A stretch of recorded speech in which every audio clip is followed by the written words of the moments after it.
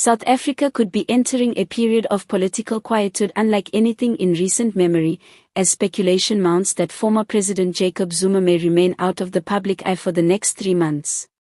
For many citizens, activists, and political analysts alike, the prospect of months without any statement, speech, or social media update from Zuma represents a significant shift in the political landscape, given the former president's history of dominating headlines and stirring national debate. Since leaving office in 2018 under a cloud of controversy and facing ongoing legal battles, Zuma has maintained a persistent presence in South African public life.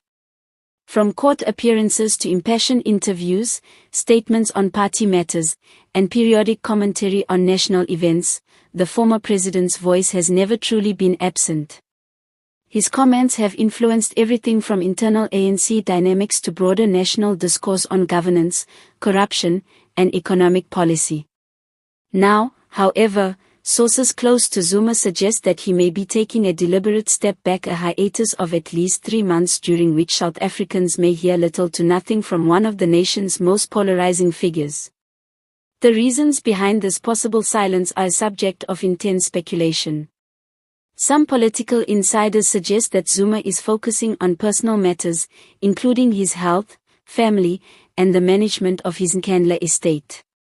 Others argue that the decision is strategic, aimed at recalibrating his public persona while legal proceedings continue to unfold in the courts.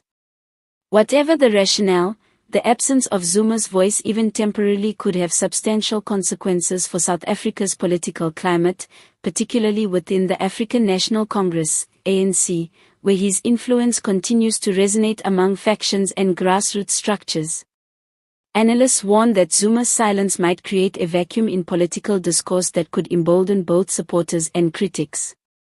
On one hand, some of his loyalists may rally quietly, anticipating his eventual return and interpreting the hiatus as a moment of tactical withdrawal. On the other hand, opponents within the ANC, the opposition, and civil society could seize the opportunity to push forward agendas that might have faced resistance had Zuma's voice been prominent. This dual dynamic underscores the continued significance of Zuma's presence, even when he is ostensibly absent from public engagement.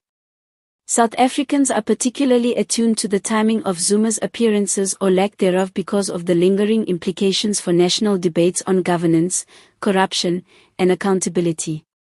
His court cases, particularly those related to the state capture inquiry and corruption charges, remain ongoing, and any statement from him could shift public perception dramatically. The next 3 months may be critical, as Zuma's silence could either signal a retreat from the spotlight or serve as a precursor to a dramatic re-emergence that might coincide with legal or political developments. Media houses are already preparing for a scenario in which Zuma refrains from public statements, which would mark a rare period of calm in the often turbulent South African news cycle. For journalists, analysts, and political commentators, the challenge will be to interpret the silence itself, what it represents, how it is being perceived by different factions, and whether it is truly voluntary or compelled by legal and political pressures. Social media, too, is likely to buzz with speculation, as South Africans debate what the former president's absence might mean for the future of the ANC, for national elections, and for the broader political discourse in the country. While some may welcome a period of quiet, hoping for a pause from the constant stream of controversy that has often accompanied Zuma's public statements, others may feel uneasy about a power broker's sudden disappearance from the national conversation. The silence of a figure as significant as Jacob Zuma is never neutral. It carries weight, influence, and potential consequences that can ripple across political, social, and economic spheres.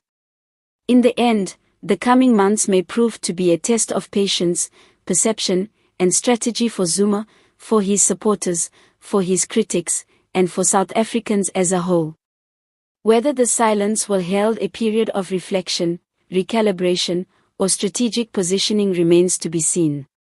But one thing is certain, even in absence, Jacob Zuma's shadow looms large over South African politics, and every moment of quiet will be closely watched, analyzed, and debated.